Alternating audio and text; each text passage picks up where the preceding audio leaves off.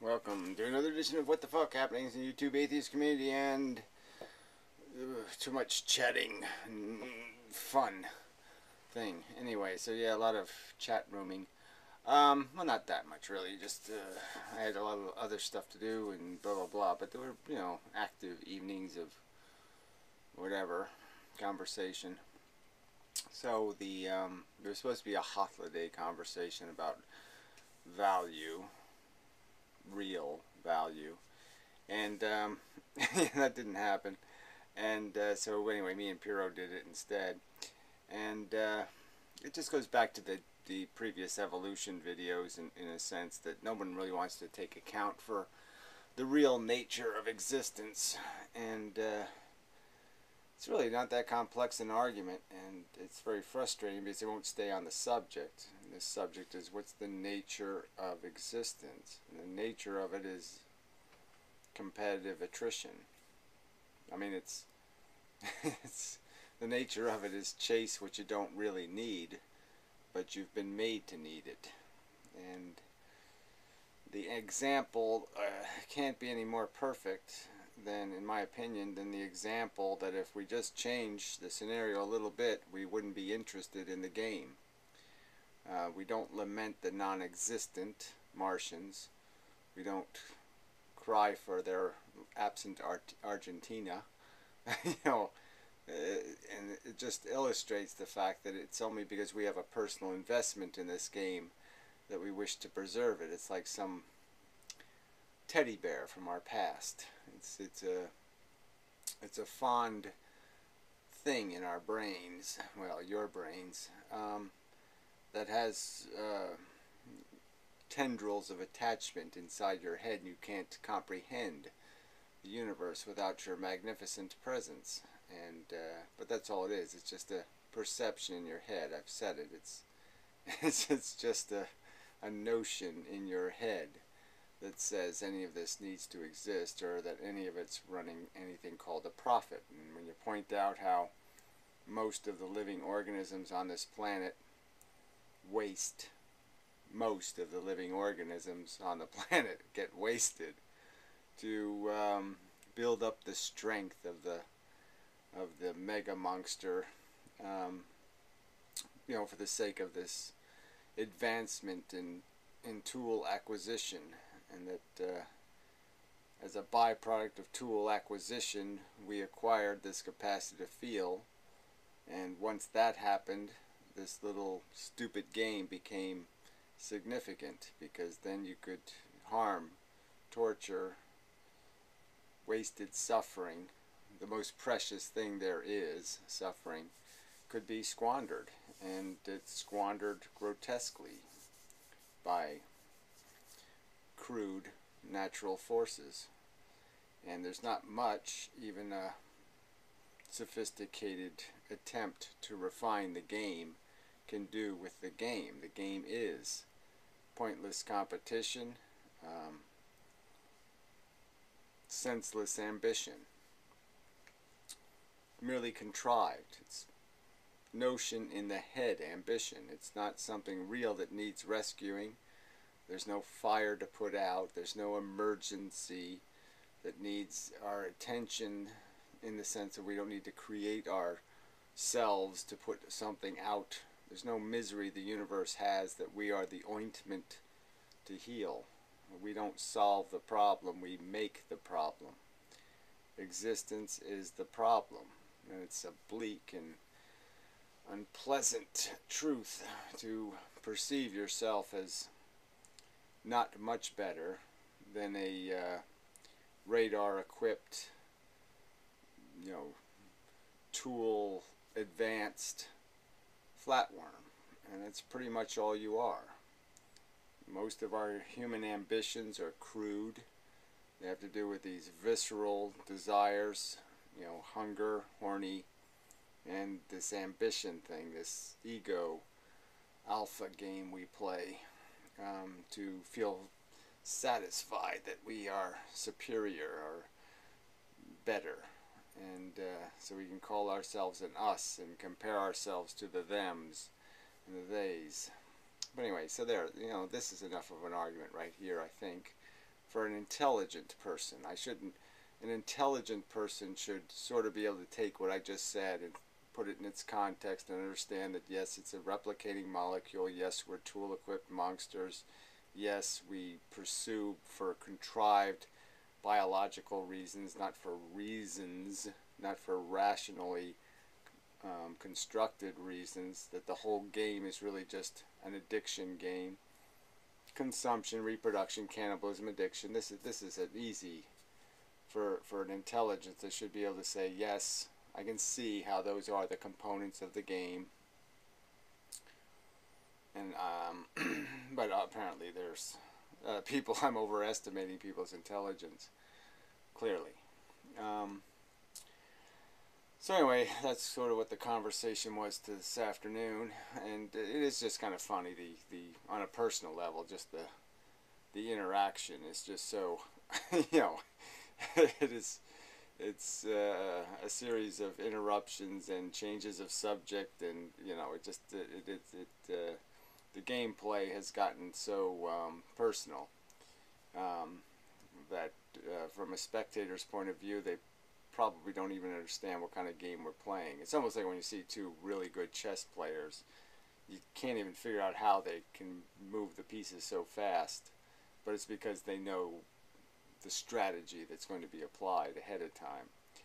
And that's sort of like the routine you get into with people. You kind of know where it goes, and so you try to cut it off before it can get there, because it's not going anywhere good, anywhere that's part of the subject.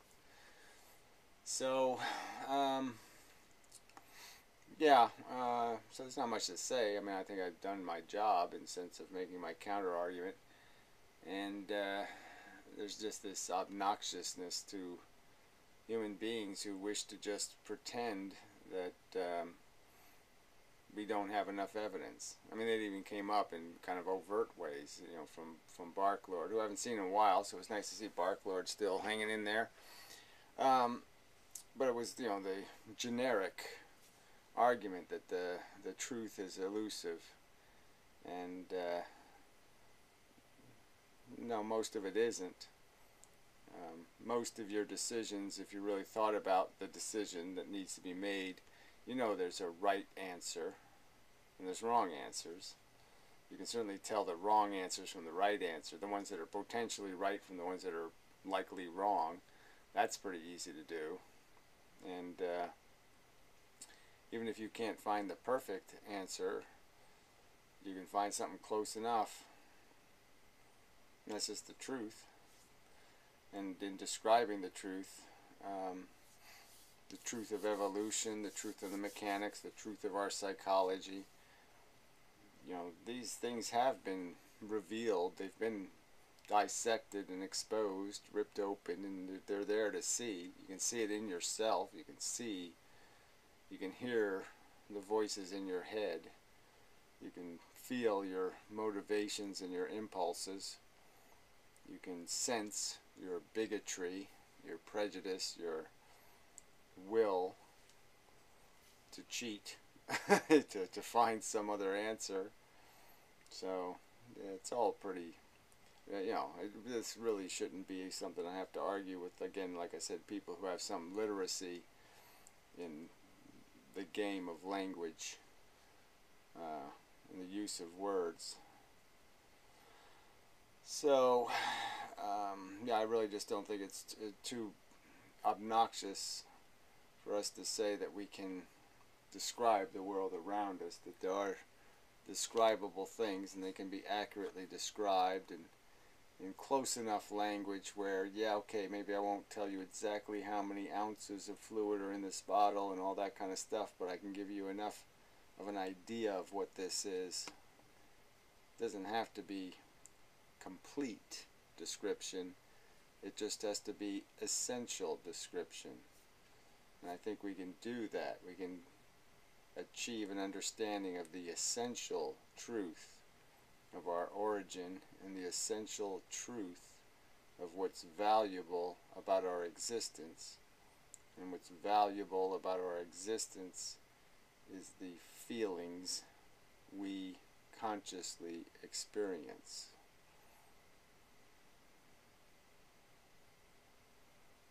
I think that's an accurate statement.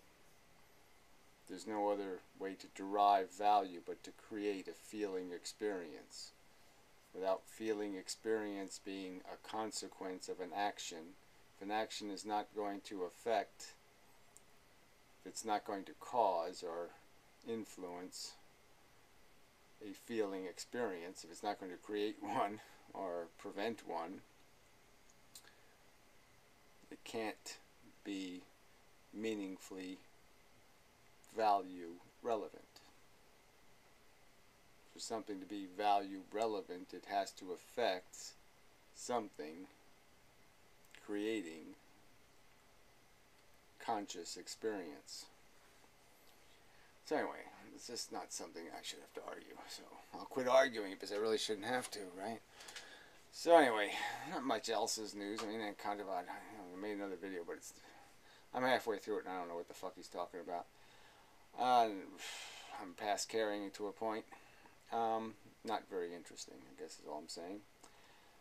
So I did do some talking about some political crap and then physics crap, and so it was, it's a range of stuff. Like I said, in the Piro room was mostly about the value subject, but we played a little bit about different little software issues to bore people in the middle. But yeah, that's about it. I'm just really tired, so sorry I'm a little tired. Yeah, I was a little tired. The tiredness is making me tired. But anyway, yeah.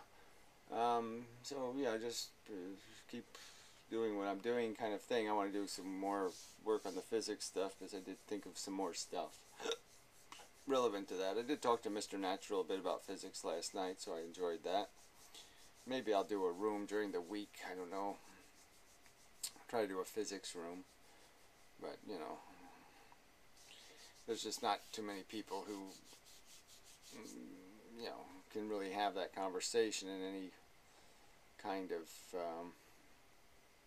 essential way. It's like it doesn't have to be complete. You don't have to have perfect knowledge, but you kind of have to have an essential understanding of what about physics is rock solid and what about physics isn't. Yeah, and the difference between identifying a cause and establishing an effect. Establishing the existence of an effect and then accurately describing what's causing the effect. So anyway, you can measure effects sometimes quite accurately, but sometimes causes is a little different, a little trickier.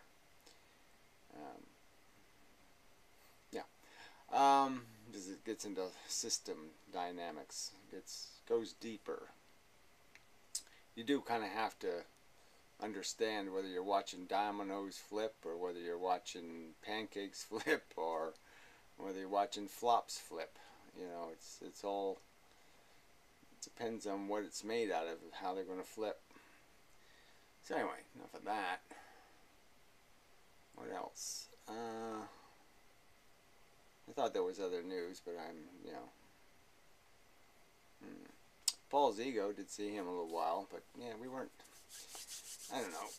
He's going to school and stuff, he's going to try to, become a real citizen, in terms of, get a real professional kind of psychologist kind of job and stuff, and so that's good, but, gotta go to school for a while, and that's going to be a bummer. Well, I mean, it'd be enjoyable to go to school, so I think I'll like that, but, I mean, it's got to be financially a bummer. Yeah, not being properly employed and debt and all that kind of stuff is no fun. But anyway, and, at his age, it's just bold and, applaudable boldness,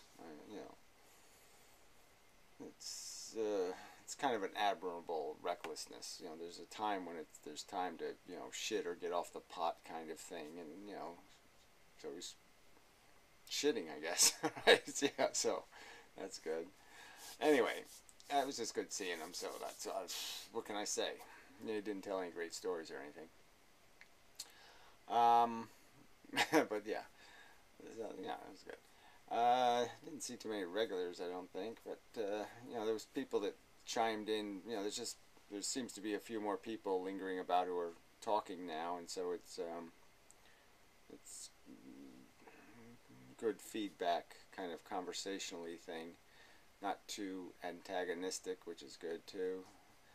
So I guess it works both ways. I mean, the antagonism I think sometimes works in terms of an argument getting a little heated, and I think you need to sometimes you need somebody to make the direct accusation so you can respond to it, and you know, that's helpful.